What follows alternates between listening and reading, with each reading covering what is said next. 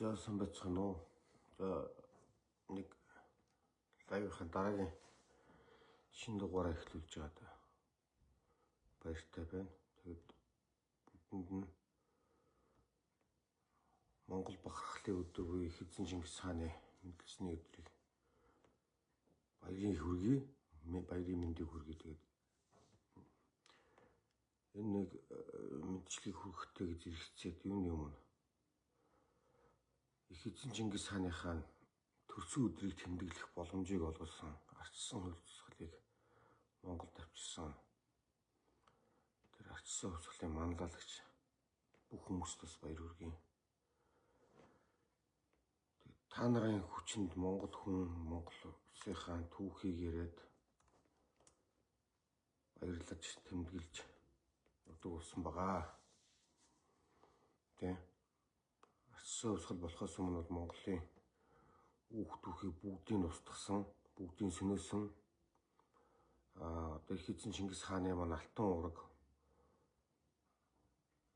бүх залгам чалааг нь устгаж, алж хядаж дуусгасан гашуун муухай бохир түүх болж өнгөрсөн байдаг.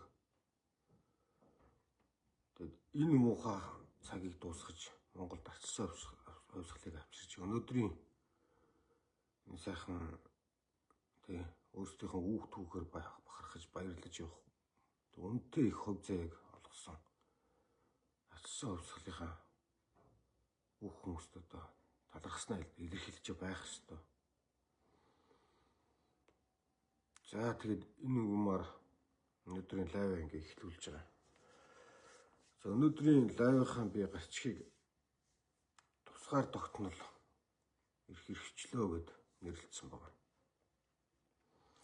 Би энэ яагаад тэгж нэрлэх болсон бэ гэдэг шалтгаан нь болохоор манайхны дунд одоо болж байгаа нэг зүйл бол тусгаар тогтнолын үн цэнийг сайн ойлгохгүй маш их төөрөгдөж байна.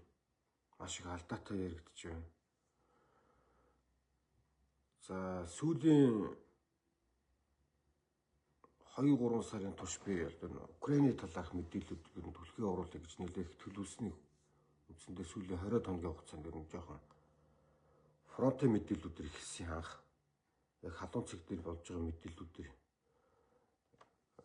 фэйсбүүк дээр оруулж ирсэн.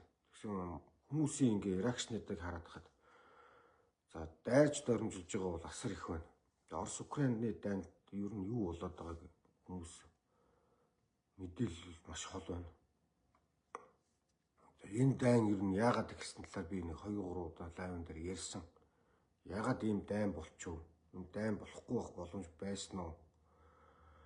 За тэгээд энэ дайны хор хөнөөлд нь одоо юу болж байгаа талаар. За өнөөдөр ингээд дайн ямар нөхцөл байдалтай үүсэж байгаа талаар эхлүүлсэн байгаа. Би тэгээд 11 сарын 21-нд 20-нд анхныхаа нөгөө энэ бичлэлтийг хийж эхэлсэн. Анхны дугаар маань болохоор 2013-аас 14 онд Майданы хувьсгал юу болсон бэ? Майдан гэж одоо яриад байдаг шүү дээ. Тэгээ манайхан бол тэр дийлэн сайн ойлгохгүйсэн, ойлголт их маш их муу болсон.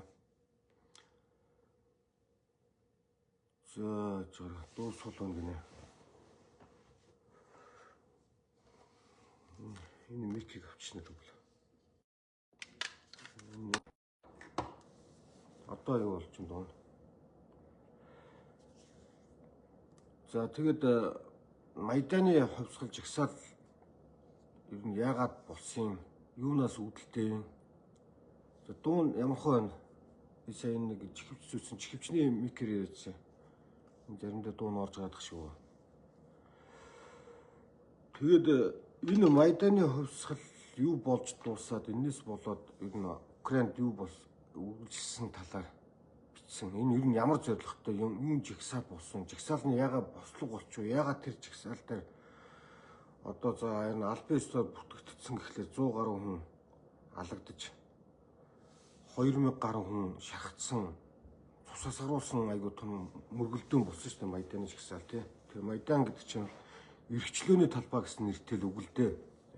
Украины тий Украины эрхчлөөдөр болсон, эрхчлөөний талбай дээр болсон жагсаалмаа сүлдээ бослог болж хувраад өмнө болоод За энэ үүний дараа бол Украины тухайн үеийн ерөнхийлөгч Виктор Янукович гэдэг хүн эх орноосоо зугтаж гараад одоо Оросд байдаг. За энэ бослогын дараа Украинд болсон хит хитэн том үйл явдлууд болсон байгаа. Энэ үйл явдлуудын дараагаас эхлээд Крим тусгаар Оросд нэгдсэн. За Донбассын үйл явдал гэж яриад байдаг тийм. Донбасс гэдэг чинь юу юм гэхлээр Донецк, Луганскийн районд болсон цэргийн үйл ажиллагааг хэлээд байгаа юм. Донбасс гэдэг нэртэй болсон. Энэ зүйлүүдэр нь яг юунаас өрнөлттэй юм? Энийг яаж хийсэн? Энэ юу болсон талаар ингээд цувралаар ингээд яригд шийдвэрлээд тэгээд энэ цувралуудаа биччихсэн байгаа. Энэ зүйлүүдийг ярих болсон үндсэн суурь шалтгаан бид нар энд ягаад Оросыг авах гэж хайрлаад тэг бусдыг үзий ядаад байна. Ягаад энэ дотооддоо бид нар өөрсдийнхөө үндэсний эрх ашиг Монгол улсынхаа тусгаар тогтнолыг ярьсан хүмүүсээ бүгднийг дайсан мэтээр хардаг болчихов. Энэ хизээнээс үүдэлтэй. Энийг хэн гаргаад байна? Ямар учиртай юм те? Ер нь бол Монголын тусгаар тогтнол бүрэн эрхт байдлын төлөө өнөөдрийн Орос улс явж чадах уугүй юу гэд бидний олон талаас бодох хэрэгтэй. Бидний Оростой хамт байгаад их юм бол тусгаар улс мөн баталгаатай байдаг гэж ойлголт олон хүний дотор байна. За тэгээд би энэ Украины асуудлуудыг ярьж дуусчаад араас нь залгуулад за бүгдээрээ сонсч ирсэн баг тий. Умард Осетийн асуудал гэдэг. Осетд юу болсон? Гүржийн 2008 оны зуны олимпийн үеэр Оросын холбооны ерөнхийлөгч Владимир Путин олимпийн нээлт дээр оролцож байхдаа зэрэгцээд нээлт дуусгангуудаа Бээжингээс буцаад явсан тэнд цэргийн ажиллагаа гэдэг нэртэй бас том юм болсон. Тэгээд Осетийн салан тусгаарлалт гэдэг юм гараад одоо Гүржээс 2 одоо мужин тусдаа салаад Оросууд тухайн үед бол одоо Оросын холбооны улсын шууд дэмжлэгтэйгээр тусгаар улс гэдэг нэг юм зарласан. Гэхдээ тэр дэлхийн нийтийн хүлээн зөвшөөрөг одоо хүртэл тэгээ явж байгаа. Тийм зүйлүүд болсон байгаа. За тэгээ энэ үйл ажиллагаануудыг явуулдаг улс төрийн болон гадаад тагнуулын цэргийн юм бүр бэлтгэгдсэн суврал арга хэмжээнд явагдаад байдаг. Энийг бид хэн явуулаад байгаа, яаж явуулаад байгааг ингэ сайн ойлгох хэрэгтэй. Ер нь бол Оросын холбооны улсын тусгай албадын гэж яриад албадууд гэж яриад байгаа шүү дээ. Ямар албадыг нэрлэдэг байгааг нь бас хүмүүс төдийлөн сайн мэдэхгүй гэж магадгүй юм шиг байна. Би тэгээд за мэддэг бол сайн байгаа хэ. Тэгэхээр ГРУ гэд нэрлэдэг те. Оросын цэргийн тагнуулын анги. ГРУ.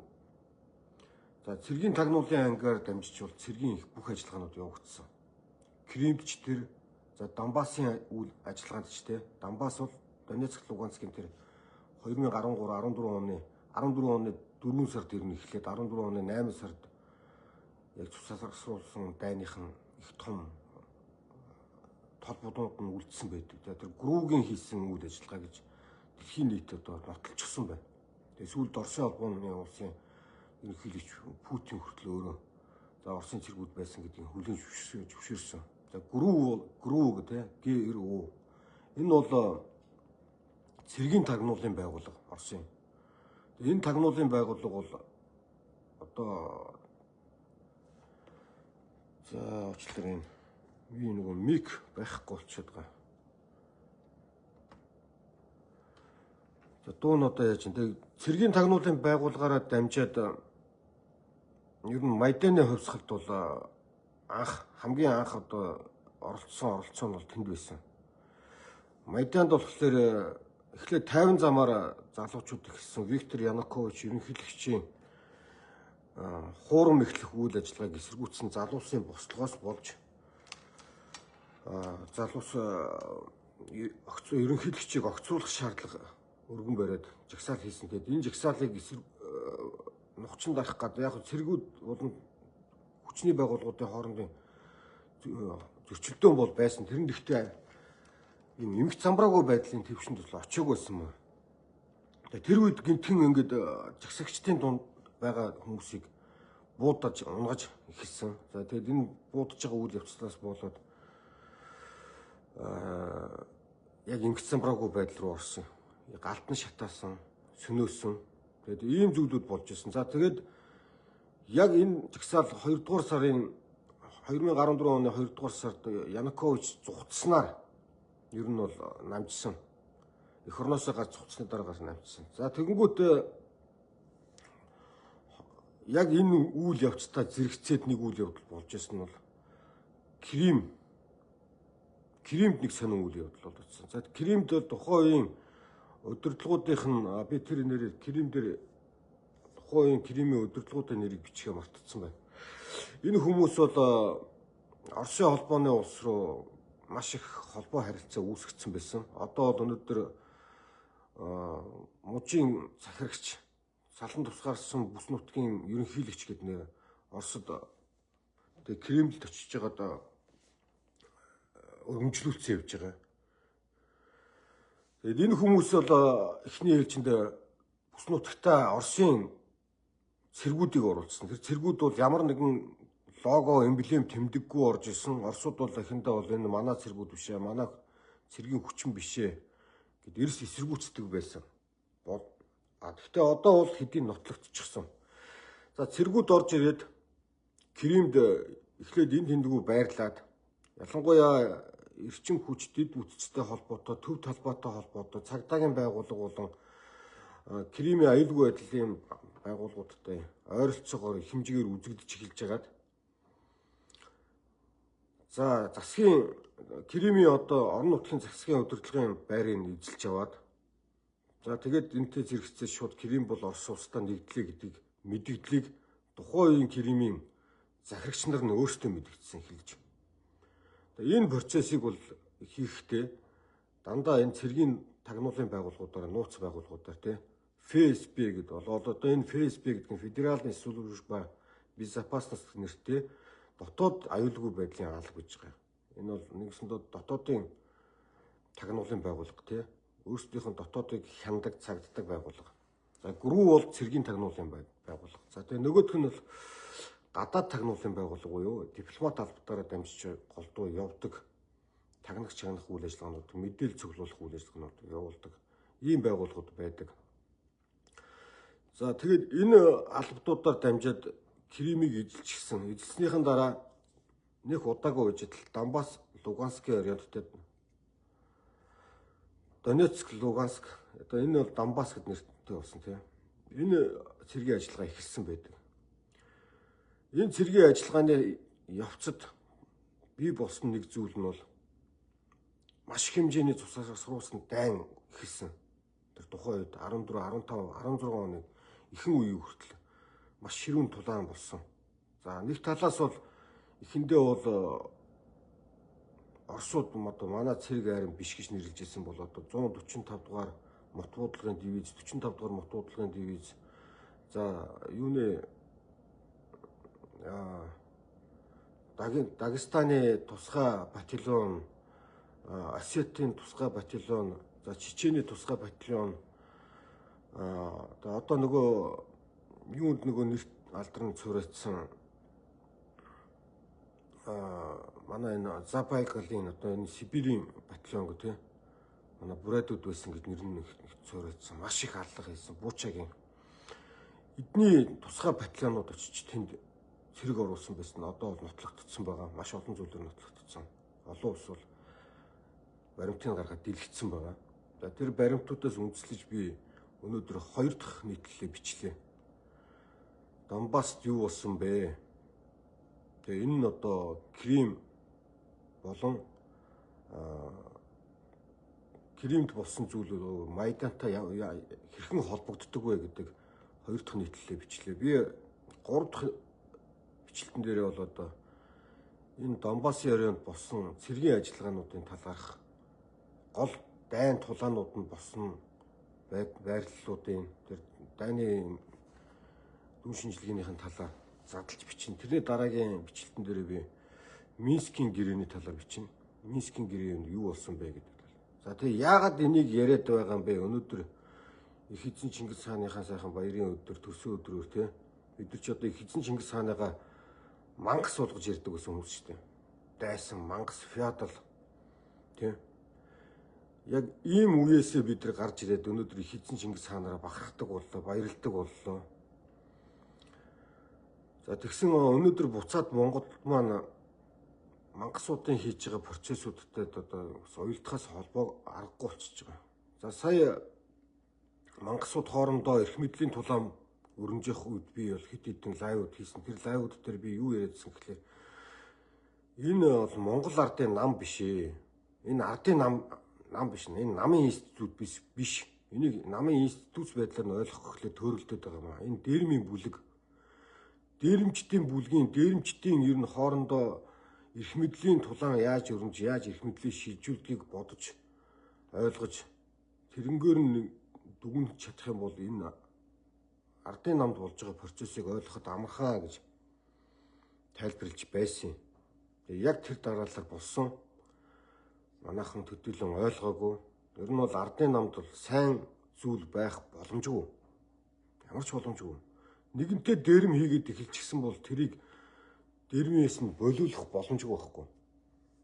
Тэ? Нэгэнтээ хулгай хийгээд тэр нь удаадараа давтагдсан хулгайч бол улам л цаашаа гүнзгийрнэ. Нэгэнтээ дээрэм тонол хийгээд тэр нь удаадараа давтагдсан бол тэр цаашаа улам гүнзгийрнэ. Тэгээ өнөөдөр Монгол ардын намын дээрэмчдийн бүлгийн шин толгойлогч нар бүгдээрээ уралдаж Оросын алуурчин түрэмгийлэгч Владимир Путин гээд нөхөртөө очиж бүгдээрээ ажис авч байна. Тэгээ Монгол улсын тусгаар тогтнолыг тэд нар шинээр дахиж барьцаан давж өгөх бэлтгэл ажлаа эхлүүлсэн байна. Энэ ажис авж байгаа үйл явдлаас харахад бол Зандан шатар бол 2017 оны Монгол улсын ерөнхийлөгчд нэр дэвших процессыг эхлүүлэх гэж байгаа юм байна. За тэр ажлаа эхлүүлэхдээ одоо бол ойрын хугацаанд улсын их хурлаас ганц 2 гишүүн татах юм байна. Тэр татж байгаа гишүүдийн орон зайн дээр Зандан шатар өөрөө улсын их хурлын гишүүд нэр дэвшээд өөрөө нөх оролцохгүйгээр ингээд ялалт байгуулах тийм тооцоо төлөвлөгөө зурсан юм байна. Тухайлбал тооноор ордог орон гэрний хулгайч гэдэг тэр болормагийн татах бах. Тийм. Тэнд болормаатай зэрэгцээд хэд хэдэн гишүүдийг их хурлаас татах бах. Тэрний оронд Зандан шатар өнөөдөр их хурлын гишүүн болж орж ирээд залгуулад Монгол улсын ерөнхийлөгч нэр дэвшиж байгаа бололтой харагдаж байна. Энэ бол магадлал их өндөртэй байна. За тэрнийхээ дабруу гэдэг тийм зөвшөөрлийг авсан байна Оросоос очиж. Монгол улсаас урвсан үйлдэлүүдийг хийж эхлэхэд ойрхон байна шүү дээ. За яг одоогийн байдлаар бол хэвлэл мэдээлэлээр бол Монголын хэвлэл мэдээлэлээр бол зөвхөн мэдээ төдий явж байгаа болоо. Оросд бол албан ёсоор төрийн хэвлэл мэдээллүүдээр гарчихсан байна. Протоколууд нь бол харагдаагүй байна. Яг одоогоор гадаад харилцааны яамдаар хийж байгаа. Тэгээ энэгээр юу хэлж байгаа гэхээр бензинээс хямдхан тусгаар тогтнол байдгүй маа. Тэ? Бензиний асуудлыг бид нар шийдэж болдог байхгүй да. Эрчим хүчнээс чинь хямдхан тусгаар тогтнол гэж байдаггүй юм. Ягаад тусгаар тогтнол бүрэн эрхт байдлынхаа үн цэнийг иймхэн юмор хэмжээд байгаа юм бэ? Үндэсний аюулгүй байдал гэдэг зүйл чинь дотоодоо үйл ажиллагааг дотоодынхаа иргэдийн хянагт цагдах үйл ажиллагаанд тулгуурлах биш шүү дээ. Тийм ээ. Гадаад нөлөөллүүдээ бас судлах ойлгож мэдрэх байхгүй. Ер нь бол Орос улсын дайнд ялах юм бол юу болох вэ гэхээр 1990 оноос өмнөх монголчууд яг Оросын хараат байсан байдал руугаа буцаж байгаа шүү дээ. Тэр үед бол хүчтэй улс нь хүчгүй улсаа хүчээр удирддаг байсан. Тэр улсынхан удирдлагад хэн байхыг Оросууд мэддэг байсан. Одоо Монголын удирдлагыг хэн байхыг Оросууд мэддэг байсан. Монголын үе үеийн удирдлагууд Оросод очиж Кремльд очиж адис ахуулаад тэгээд ичээ бүрэн эрхээ хэрэгжүүлдэг. Тэр үедээ бүрэн эрх чи байх вэ? Төлөөллийн эрхээ эхлүүлдэг байсан. Тэр төлөөллийн эрх эдлүүлж байх хугацаанд Монгол улсын үндэсний гэсэн бүхний дайсагнаж ирсэн шүү дээ. Тэ? Өнөөдөр их эзэн Чингис хааны маань бүх удам судрыг нь бүртгэл гаргаж ирж байгаад нэг ширхлэгч үлдээхгүй устгасан. Бүгдийг нь устгасан. Их эзэн Чингис хааны алтан ургийн гарал угшилтай амар сайдыг Оросд аваачиж жагаад алсан. Ямар муухайгаар алж хэрцгийлэн тамалд зовоож исэн одоо баримтууд нийлгэрсэн ба. Монголын үндэсний эрх хэрэгчлээ тусгаар тогтнолын хувьсгалыг хийсэн бүх тэр үеийн гайхамшигтай алтан ургийн удам болсон сайд, ноёд, язгууртан угсаатнуудыг бүгднийг одоо хүртэл үзэн ядуулдаг. Ямарыг мэдэхгүй, эвүүгийг мэдэхгүйгээр бид нар үзэн яддаг тийм байдалд авчихсан. Сайн аяхан намнын сунгаас ахуулаад ямар агуу хүмүүс байсан тийм. Бүгдийг үзэн ядуулсан. Бүх түүхийг устгаж байгаа түүхийн эсрэг дайсагнуулж байгаа байхгүй юу? Тэр дайсагнуулж байгаа тэр хүмүүсийг бий болгохдоо эдгээр Homo Soviet буюу зөвлөлт хүмүүс болгож байгаад Монголын түүхийн эсрэг дайсагнуулсан шүү дээ. Өнөөдөр энэ гашуун түүхээсээ бид нар сургамж авч чадаагүй шүү дээ. Дахиад бид нар Монголынхон тусгаар тогтнолын эсрэг дайсагнаж эхэлж шүү дээ. Өнөөдөр балга бензинээс хямдхан болчих болохгүй шүү дээ Монголын тусгаар тогтнол. Өнөөдөр яагаад дээрэмчдийн доор бид нар тий алга тушаа суугаад байгаа юм бэ? Монгол ардын намыг одоо нам гэж харахаа болох цаг болсон шүү дээ. Хулгайч хүн бол хулгай нь улам цаашаа дон тусдаг. Энэ өвчлөл болдог байхгүй. Дээрэмчин хүн ч гэсэн эндээс гараа татах боломж ер нь баг байхгүй. Мафийн гишүүн болоод мафиасаа гарна гэдэг чинь хэцүү шүү дээ. Яагаад тэгэхээр гэрж болчихж байгаа байхгүй. Тэгэхээр мафиас гарахад дандаа амнасаа алддаг байхгүй. Амнасаа өргөдөг байхгүй. Энэ мафийн ач холбогдолтой асуудлуудыг дэлхийд даяар ингээд нотлоод гаргаад харуулад ярьчихсан зүйлүүд зөндөл байдаг. Италийн мафиудтай холбоотой 1990-ад оны их үед гарч ирсэн Спирито гэх тийм 8 альж гэх кинон дээр гардаг. За тэгэл Японы мафиуд, Хятадын мафиуд, Оросын мафиуд, Америкийн мафиудын талаарх ингээл зөндөл олон баримт нотлоонууд ингээд байдаг. Яг тэрнтэй ижлэхэн Монгол ардын наам бол маф. Маф гэж юу хэлээд байгаа юм гэхээр улс төр эдийн засаг гэмт хэргийн бүлэглэлийг хэлээд байгаа байхгүй. Энэ чинь оюун эрдэнэ чинь өөрийгөө гэмт хэрэгтнүүдээр хамгаалуулад явж ирсэн чинь сая л үстэй өнгөц сая л штэ. Гэмт хэрэгтэнгүүд л оюун эрдэнгийн эргэн тойронд л байсан штэ. Тэгээд оюун эрднийг огцруулах амархан жагсаал дээр гэмт хэрэгтэнгүүд ирээл тэр өгсчүүлийн хажуугаар намайг орж зодоод тэр газар унтсан бахад дэвслээд байжсэн нөхдүүд чинь гэмт хэрэгтэнгүүд л байсан штэ. Тэгээ энэ хүмүүсийн зааж өгөөд цагдаад барьж өгсөн штэ. Энэ хүмүүс байсан гэд. Тэдний оргон зүхтаагүй тэнд байгаа. Баривчилдаггүй. Өнөөдөр тэр улмаа дөрөв дайрж байгаа чинь бас ялгаа авахгүй гэмт хэрэгтнүүд л байгаа штэ. Монгол ардын намыг дагаад тойроод Халтмаагийн Батулгыг тойроод дандаа гэмт хэрэгтэнгүүд л байдаг штэ. Тэд нар үе үед л тийм л байсан штэ. Ягаад тэгэхээр тэд нар дандаа гэмт хэрэг хийж ирсэн байхгүй. Авилгал чинь гэмт хэрэг штэ. Хулгайн гэмт хэрэг штэ. Эрх мэдлээ ашиглаж өөрт байгаа давуу байдлаа ашиглаж бусдын боломжийг хулгайлах гэмт хэрэг байхгүй. Тэгээ энийг удаа дараа хийж байгаа чинь энэ чинь сэтгцэн эмгэгтэй болсон гэмт хэрэгтэнгүүдийн бүлэглэл байхгүй.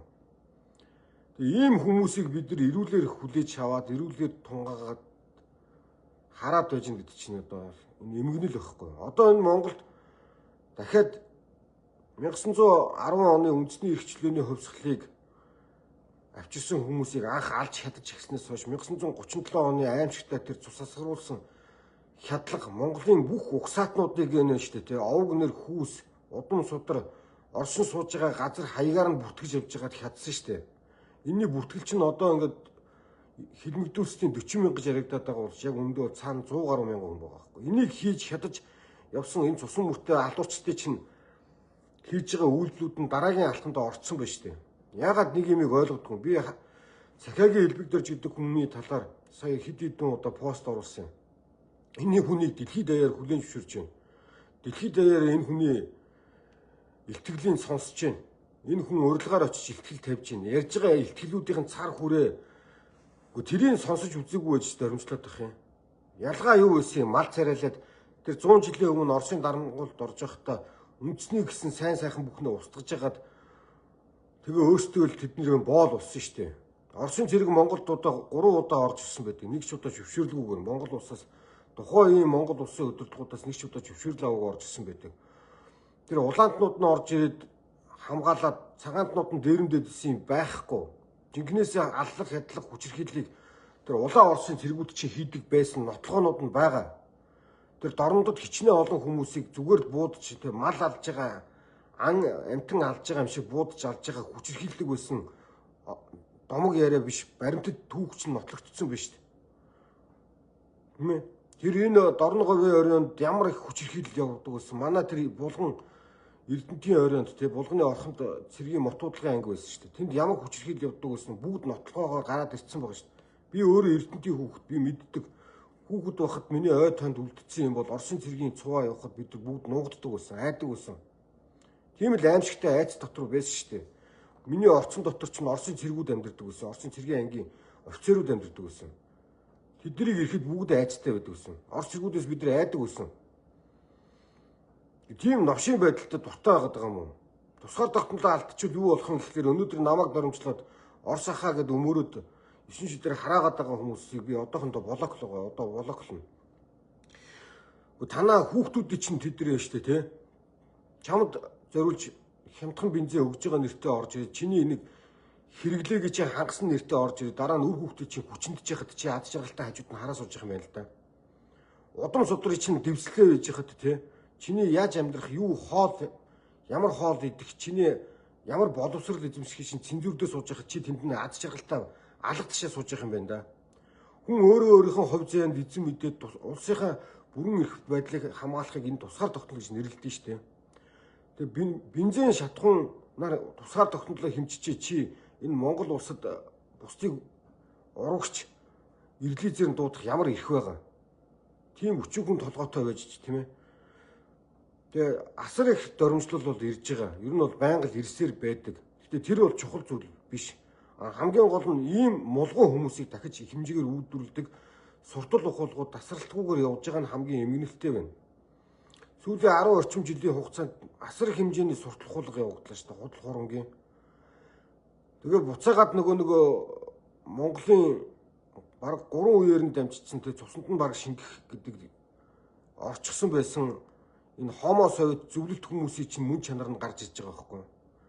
Тэгсэн мөртөөсөө одоо та нар энэ барууны үзий ядаад байгаа ингээд хүмүүст хэлэхэд байна шүү дээ. Та нар энэ барууны технологи ашиглаад энэ хүмүүсийг хараагаад байгаа шүү дээ. Facebook чинь барууных шүү дээ.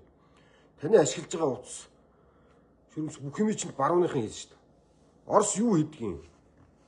Оросд юу хийдгийг? Юу ч хийдэггүй шүү дээ. Индүү ч хийдэггүй шүү дээ. Угаалгын машин ч байхгүй, юу ч байхгүй. Тэгээ Оросыгоо дэмжиж их нэг зэвсэг хийж байгаа нэртээ одоо дороонд хийж байгаа шиг байна. 1980-аад оны үед хийсэн зөвлөлтийн хуучин үеийн зэвсгэрэл байлдаж байгаа шүү дээ. Арчиг ус харилцсан юмуд. Яг бодит юм нь тэр байгаа шүү дээ. Энэ түрэмгийллийг өөгшүүлнэ гэдэг чинь дараа нь намайг ирж түрэмгийлээ. Миний өр хүүхдийг ирж хүчинд. Тэ? Миний удам судрыг та нар иргэшээ гэж хэлж байгаа тийм яг ижлэн бохгүй.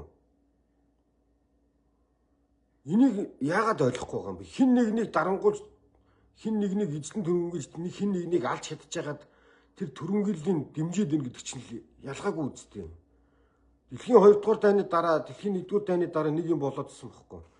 Түрэмгийллийн дайн эхлүүлсэн хүмүүс нь тэгээ өөрөөсөө ядуу буурай жижиг улсуудаа өөрийнхөө иргэшил байлгахыг хүсээсэн юм.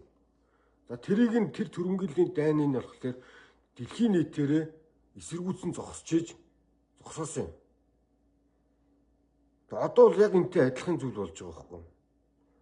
Украин улс бол сайн ч муу ч өөрийнхөө хувь заяаг шийдэх бүрэн эрхт улс. Украинд өнөөдөр дайн эхлүүлэхдээ Украины фашистууд бандеричуудыг үзэн ядуулах суртал ухуулга асар ихээр явуулсан. Бандерууд гэдэг чинь бол Монголын үндэсний эрхчлөөний баатруудтай бидний түүхэндээ үзэн ядж ирсэн баатруудтай яг ижлэх хүмүүс ихгүй. Бид нар үндэсний эрхчлөө тусгаар тогтнолоо хамгаалж ирсэн Монгол улсынхаа тусгаар тогтнолыг баталгаажуулах гэж ярьж ирсэн тэр бодоо данзан гэдэг тэр богд хааныгаа үзэн ядж ирсэн түүх саяхан штэ. Одоо ч үзэн ядсан мулгуунууд байж л байна. Тэгээ мулгуунууд нь штэ те мулгуугаа гайхуулах айгүй дуртай. Маш дуртай. Тэрэндээ бараг аз жаргалтай, таашаалтай байдаг. Өөрийнхөө галзуу тэнгийг гайхуулаад явж л байл да та нар. Энэ юм чинь дараа нь үр хүүхэд чи хараа та нараас жигших өдөр ирнэ. Та нараас харамсаж амьдрын шүү дээ үр хүүхэд чи. Тэгээ Бандераа гэдэг чинь тийм л хүмүүс байсан байна. Түүхэн тийм байна. Одоо тэр түүхэн ил болоод гараад ирсэн байгаа. Судалж чадахгүй бол би одоо удахгүй Бандеручдын талаар бичнэ. Тэр түүхэн баримтуудыг бичнэ. Тэгээ Кримийн талаарх, Крим див болсон талаарх, Майданы хувьсгалын талаарх бичлэлтийн маань хүмүүс ер нь баг утсан байна лээ. Би үзээсэй гэж хүсэж байгаа. За дээрэс нь тэр Донбасс див болсон талаар ингээд өнөөдөр бичиж орууллаа. Энэ талаар сайхан уншаарай. Дараа нь би Донбассын дайн гэж яг ямар дайнууд онцог дараалтаа нь яг хаана болчихов. Тэгэд энд ямар хүмүүс хоорондоо байлцсан бэ гэдгийг бичнэ. За тэр энэ нацист Украин мөхн гэнэ тэр нацист гэдэг дээр нэр нэг юмыг одоо онцлоод хэлэх хэрэгтэй байна. Украинд бол нацист бүлэглэлүүд Орос гаралтай иргэдийг хүчирхийлж дарангуйлж айлгаж ичээж алж чадж байна гэдэг суртал ухуулга асар ихээр явуулж иж Оросууд сэргээ оруулсан байдаг. Тэгтэл яг үнэндээ бол бодитоор тийм юм болоогүй. Ямар ч тийм юм болоогүй. Жишээ нь Донбассын тулалдааны үеэр Украины талаас байлдаж ирсэн хүмүүс бол сайн дурын цэргүүд гарч ирсэн. Тэнд багш, эмч, одоо ажилчин одоо хэн байдیں۔ Тэр тусгаар тогтнол эрхчлөөгөө хамгаалсан аав ээжүүд нэгдэж тэр партизаны маягтай тийм нэгтгэл байгуулсан шүү дээ. За тэр нэгтгэлүүдийг зохион байгуулалтын армийн зүгээс ямар хүмүүс хийж цэрэгдсэн сургуультанд ямар хүмүүс оруулж агаад тэр хүмүүс хэрхэн үр дүнтэй яаж тэмцсэн талаар одоо удахгүй бичиж байгаа. За тэгвэл би энэ нацистуудын талаар нэг юм яг энэ дээр дурдаад хэлчихье. Дэлхийн улс болгонд нацистууд байдаг. Монголд ч байдаг тийм ээ. Нацист эмблем зүгээд нацист хувцас зүгээд өмсөд явдаг хүмүүс Монголд ч байдаг. Ер нь хаасаагүй байдаг. Монголын нацистууд бол хятадуудыг үзэн ядах маш их ажлууд хийдэг. Тэр хууль бус ажлуудыг би бол эсэргүүцдэг. Хятадуудын эсрэг хийж байгаа хууль бус ажлуудыг энэ байж болохгүй. Маш олон юм хийсэн тэд нар. Тэр лайв бичлэгүүд хийгээд тэрнгүүрээ бахархаад дэрэмдж тоноод тэр яваад байдаг. Тэгвэл Украиний нацистууд үнэхээр болохгүй байж байгаад Оросууд дайн хийж Оросын зүг гэж үзэж байгаа юм бол Украиний нацистуудыг тэрэн дээр зүг гэж харж байгаа юм бол удахгүй Монголын нацистуудын эсрэг Монгол руу хятадууд цэрэг оруулах яах юм? Хятадын хөрөнгө оруулалт, хятадын иргэдийг алсныхын төлөө Монголын нацистуудад руу тэгвэл хятадууд цэрэг оруулах яах юм? Тэгэхээр зүвгээ сууж явах юм уу? Монголын нацист бүлэглүүд тэр босоогоороо хөгтөг ч юм уу, хэвтээгээрээ хөгтөг ч юм уу, ямар ч учиртай мэдэхгүй. Тэр бол нацист бүлэгэл биш. Оросын эх орончч штэ. Тэр хүмүүсийн хийж байгаа үйлдэл нь зөв гэж байгаатай адилхан харагдаж байна. Өнөөдөр Оросын сая өнгөрсөн 11-р сар 10 сарын сүүлээр хэд хэдэн хотуудад нэг сонин жигсаалууд болсон. Засгийн газрын дэмжлэгтэй хамгаалттай. Тэр жигсаалын утга санаа нь бол Орос орн бол ариун дан хийж ин гэдэг тийм жигсаал хийсэн. Гэхдээ тэр жигсаалыг санаачлан зохион байгуулж хийж байгаа хүмүүс нь Оросын нацист бүлэглүүд нь байсан шүү дээ. Дандаа фашист соён эмблемээр зүүцсэн явж ирсэн нацист бүлэглүүд байсан шүү дээ. Хэд хэдэн хотууд болсон. Одоо тэгээд энэ нацистуудын эсрэг дайн хийж болдгийм бол Оросын нацистуудын эсрэг тэгээд хэн тэмцэх юм? Одоо тэднийг бас алж хятах хэрэгтэй болсон ба шүү дээ, тийм ээ? Ийм логик хаанаас гараад байна? Сайн бодох ёстой. Бид нар бодох ёстой. Украиний нацистууд үнэхээр бузар байсан гэж бодъё. Тэгвэл одоо Монголын нацистуудын эсрэг хятадууд цэрэг оруулчихвал яах юм? Тэр олон нэвтрүүлгүүдийг маш олон бичлэг хийсэн шүү дээ энэ хар тэнгүүд чинь. Бүгднгийн олон улс дэлхийд дил гаргаж тавьж байгааг хятад даяар монголуудыг үзэн ядуулах сурталчилгаа хийж байгаад бүгд найрамд хятад ард улс өнөөдөр нэгдсэн үндэсний байгууллагын аюулгүй зөвлөлийн байнгын 5 улсын нэг нь тогтоол гаргангуудаа Монгол дахь нацистууд хятадуудын эсрэг цус тас ажиллагаа явуулж байна. Дээрэм тонол хийж байна. Одоо ийшээ цэрэг оруулах гэвэл яах юм? Ингэж болдгийм үү тэгвэл? Хэн нэгэн баян хэн нэгэн ядуугаа очиж зодоод иж болдгийм үү? Хажуу айлынхаа нэг 10 хүүхэдтэй балдан хэн байдгийг те. Тэрийг ядуугаар нь дээрлэхэд би чамд өвлийн хүүтэнд би чамд нүрс өгж байгаа. Би чамд тогич өгж байгаа. Чиний хүүхдүүд миний хэлснээр амьдрахгүй байна. Чиний хүүхдүүд миний үгэнд орохгүй байна гэж ороод хүүхдүүдийн хүчиндээ зодоодож болох уу? Зарим нь алаад тэгэнгүүтээ удахгүй өөрийн нас зодож байгаа шүү дээ. Эхнэрийг хүчндэж байгаа шүү дээ. Тэгээ энэ хүчирхийллийг зөв гэж яриад байна шүү дээ та нар. Ийм юм байж болдго юм уу? Энэ чинь энгийн байгаа үстэй. Тусгаар уулсгад чинь айл гэртээ адилхан шүү дээ. Тусгаар уулсын бие даасан байдал руу халдаж ороод хүчирхийллийн үлдээд дарангуул хийгээ явж байхыг тэрийг зөв гэж яриад байна шүү дээ. Би сая Украинад дайны дээр болж байгаа процессууд дээр хүмүүс над руу Оросуудыг масар их товтлогоо хийгээд энэ дайндаа цэрэг дайныхаа ажиллагаанд ч амжилттай байлдаж байгаа үнэхээр ялт байгуулж байгаа гэдэг хэлээр би хэд хэдэн баримтуудыг бас гаргаж тавьсан. Ялангуяа бол одоо сүүлийн үеийн энэ дайнууд чинь дандаа юуны дайн болж байгаа. Ер нь бол агаарын тулалдаан болж байгаа. Дийлэнх нь маш их товтлогоонууд нь дандаа агаараар явж байгаа. Тэгээ агаарын тулалдаан дотор бол одоо пуужингийн товтлогоонууд их явж байна. Далавчид пуужин болно. Тэг дундын тусгалын пуужингууд, ойрын зайн пуужингууд. За тэг дээрэс нь дроны тулалдаан болж байгаа. Би Украины армийн гаргадаг дроны нислэгийн маршрутуудыг тавьдаг байхгүй. Яг тэрэн шиг Оросынх ус гардаг юм. Би Оросынх нэг тавьдаггүй байсан. Тэг хүмүүс ингээд ягаад би Оросын юмнуудыг тавихгүй байгаа гэвэл тэр нөгөө хүчирхийллийн би сурталчилж байгаа харагдаад байгаа байхгүй. Яг тэгэхээр Оросын агаарын товтлогооны чинь нийт товтлогооны 65% нь иргэний байгууламж руу дайрсан биз дээ. Аимшигтай гоо дээ. Би тийм мэдээ тавихыг би зүрх шимшрээд өөрөө арай хийж мэдийг нь хардаг хүн яаж бусдад тэрийг харуулах юм? Тэр цохилтын чинь дараа хэдэн 100-аараа хэдэн мянгаараа тэр хүүхдүүд үхлээ штэ. Хэдэн мянгаараа тэр эмэгтэйчүүд үхлээ. Хэдэн мянгаараа тэнд хөгсчүүлийг аллаа. Тэ төрөх хэмлэг бөмбөгдөжсэн. Хүүхдийн хэмлэг бөмбөгдөжсэн. Хүүхдийн сэргээн засах төвүүдийг устгахжсэн. Хүүхдийн цэцэрлэг, хүүхдийн асрамжийн байгууллагуудыг пуужинтсан. Бүх баримтууд нь байгаа. Буучаад алгагдсан тэр булаад хайчихсан байгаа тэр дэлхийн 2 дугаар дайны үед үү олноор нь хятадчихад газар дор булаад хайчдаг байсан. Бөөнөр нь тэр шарилуудыг гаргаж ирсэн дийлэнх нь эмгтээчүүд хүүхдүүд байсан шүү дээ. Хөгсчүүд байсан шүү дээ. Тэгээ одоо яг ийм зүйлийг ярьж хахад энэ дээр инээж шүү дээ. Тэгээ хуцдаг Хитлер байг нэ тий.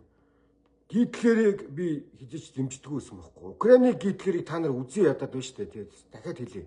Украины Гитлерийг үзэн ядаад за тэрэн лөө Оросууд цэрэг дайн хийгээд эзлэн төмөргөнгөлөд алж чадж байгааг зүг гэж яриад байна шүү дээ. Тэгвэл Монголын фашистууд өнөөдөр Хятадын хөрөнгө оруулалтыг, Хятадын иргэдийг алж чадж байгааг Хятадууд тэгвэл дэлхийд даяар сурталчилж байгаад Монгол руу цэрэг оруулахыг бол яах юм? Энд чинь нэг тийм жишг тогтоогоод байгаа шүү дээ. Тийм байгаас тэ тэрийг нь дэлхийн нийт буруу гэж хэлээд байгаа байхгүй болохгүй. Энэ тусгаар улсын дотоод байдал руу төрөмгөлийн хийж болохгүй. Энэ олон улсын шатдараасан арга хэмжээнүүдээр энэ асуудлыг шийдэж болно гэж хэлээд байгаа байхгүй.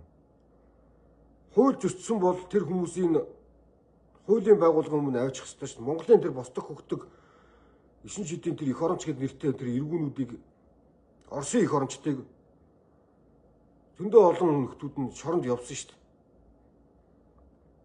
Хууль зөрчсөн юм чи явахгүй л явах үү. Тэгэд ийм л зүйл байгаа. Мухар сохроор Оросыг дэмжиж шүтэж энэ галзуурлаа одоо март орхи энээсээ сал. Өнөөдөр яагаад бид нар тэдний тусгаар тогтнол эрхчлөөгөө тэднийг мэдүүлэх ёстой юм. Орос байхгүй бол биднийг сүүчин гэж хэн хэлээд байгаа. Яагаад тэрэнд нь автаад байгаа. Хоёрхан улстай хил залгаа байж нэгийг үзий ядаад нэгийг ах гэж ингээд сунаж мөрөгдөг болтол нь хэн тэнэг болгоод байгаа. Тэгсэн мөртөөс өнөөдөр бид 1990 оноос хойш дэлхийд даяар худалдаа хийж дэлхийд даяас худалдаа авалт хийж чинь дэлхийн хамаг шилдэг болгоноос нь бид нар хэрэгэлдэг болсон байна шүү дээ. Тэгээ энэ зүйлүүдээ ойлгож харж ярилцмаар байгаамаа. Тэгээ би Оросыг үзий ядагч биш. Боддоор харах ёстой л гэж ярьдаг. Сайн зүйл үнэхээр байхгүй байна. Ялангуяа Монголтой холбоотой. Өнөөдрийн Украины чинь дайнтай холбоотой сайн зүйл тэнд байхгүй байна. Тийм учраас бид нар үннийг боддоор ялгаж салгаж сурахын тулд энэ өнөөдрийн лайв би хийж байгаа. Тэгээд одоо ингэж суврлаар бичиж байгаа. За яг одоо миний хувьд нийтлэл юм да. Тэгээд нийтлэлүүдийн маань дараагийн дугаарт Донбассын дайнд юу болсон бэ гэдэг цуврал орж ирнэ. Энийг үзээрэй, уншаарай. Түгээгээрэй гэж би хүсээд байна. Тэр Донбасс нацист бүлэглүүд байсан уу? Гэр бүл үр хүүхдээ алуулсан, цөхрлөө барсан эцэг эхчүүд, аав ээжүүдийн нэгдэл цэргийн бүлэглэл болж эх орон тусгаар тогтнолоо хамгаалахаар нэгдэж тэмцсэн үү гэдгийг би тэн дээр бичнэ. Дараа нь би Минскийн гэрээг би бичнэ. Минскийн гэрээн дээр юу тусгацсан байсан. Энэ Минскийн гэрээг яаж зөрчсөн. Тэр зөрчлөөс нь болоод 10 гаруй мянган хүмүүс алагдсан. Яагаад алагдав? Хэн тэр хүмүүсийг алав? Дараа нь хэн буруутав?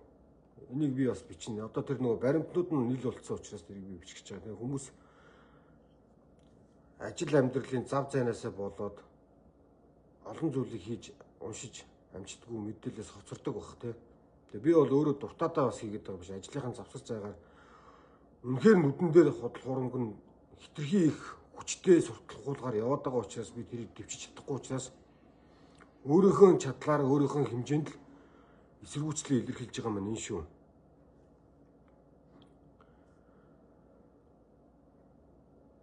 За нэг хит хитэн тэр комментууд сая би сая яг яриан дундаа юу уншчихлаа л да тий. Комментуудаас явчаад тэгэл лайв өндөрлөө. Хамаагүй хоцож байж бүксрүүгөө буудуулаа гинэ. За дэмжиж байгаад баярлалаа гамбаахта.